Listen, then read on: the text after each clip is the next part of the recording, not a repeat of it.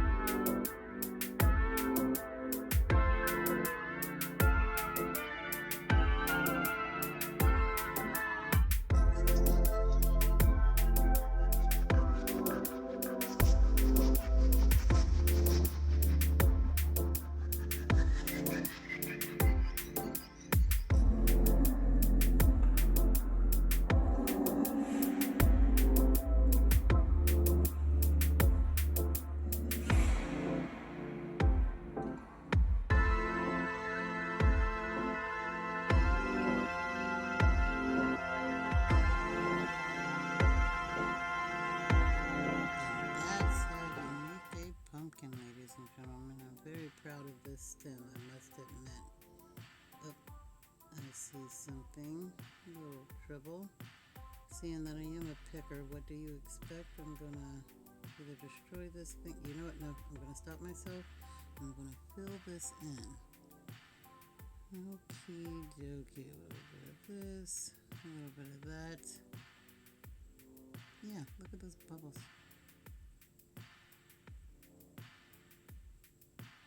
Okay.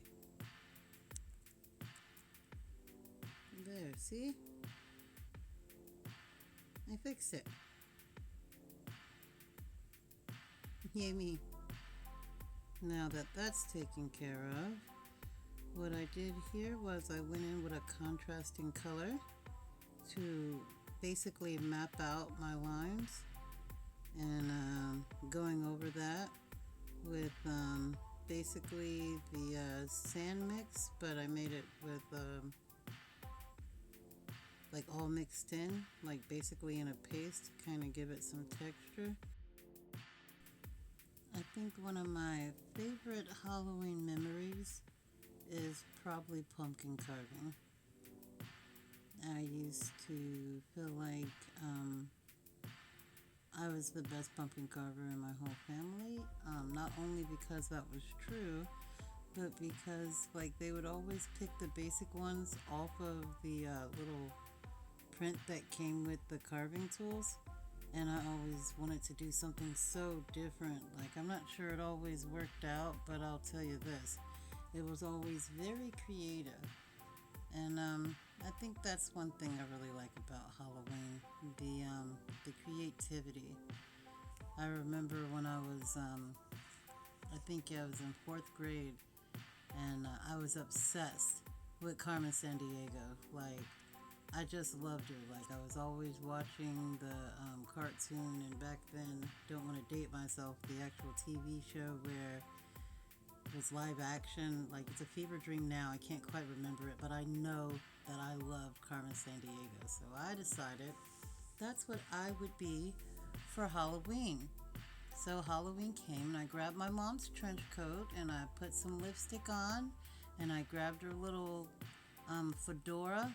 Now, the trench coat was brown and the fedora was black, but in my mind, that didn't matter. I looked just like Carmen Sandiego when I looked in the mirror.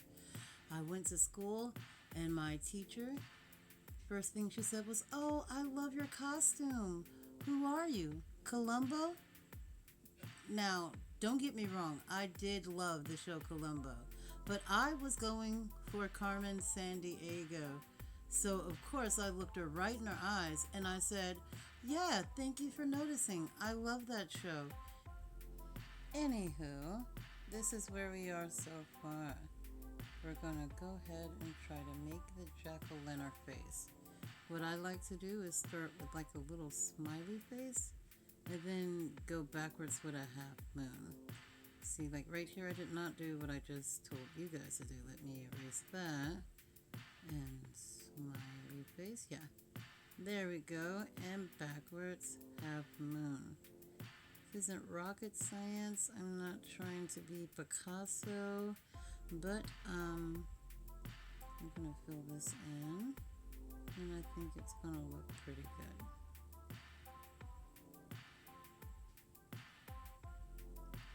This one looks a little bit wide, so I think I'm just gonna close that gap in just a little bit. Yeah, that's fair. Moving on to the nose, your traditional triangle, of course.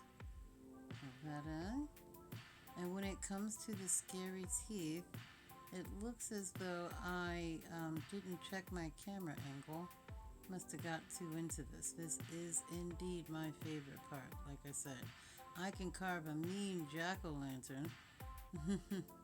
And this one is very basic and not a good I feel show of my talents. But seeing that I'm doing all of this on a rock, I think you should give me a break, don't you? Gosh. I wonder if I ever adjust this or if we just are doomed to see part of the face be. Oh, there we are. There we are. Perfect. All right. The bottom of the smile. So, basically, we're just going to do the same thing we did before, and we're just going to fill this in. Fun fact, I have recently discovered white pumpkins, and I think I might do a white pumpkin as well. Of course, I already bought some, and I'm already carving them, and my husband, he just smiles and waves.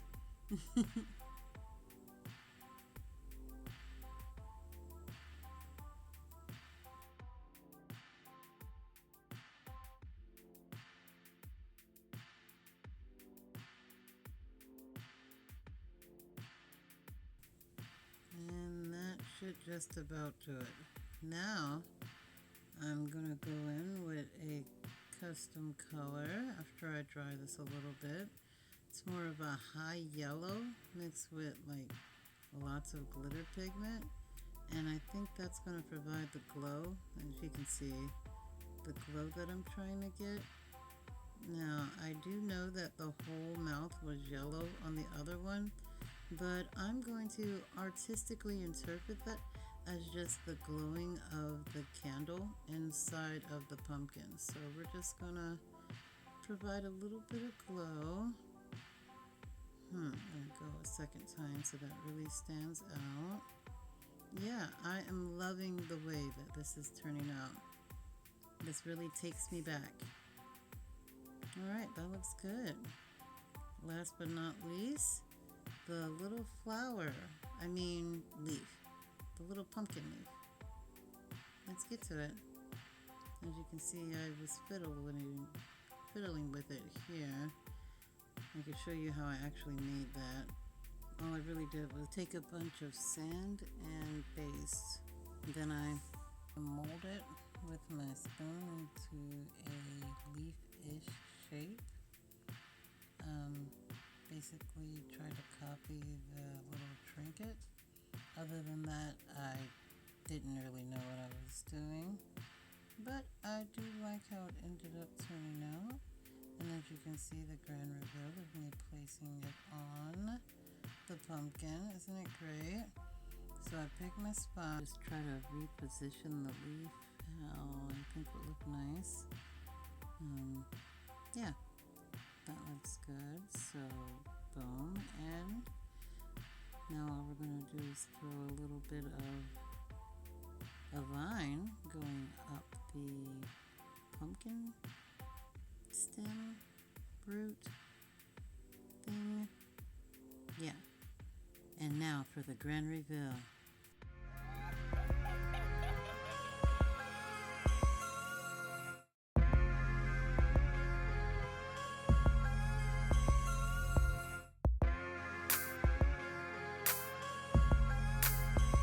I had such a great time making this. I do love pumpkins. They have a special place in my heart. Please like and share if you agree with my pumpkinology. And go forth and be awesome. Happy Halloween, everybody.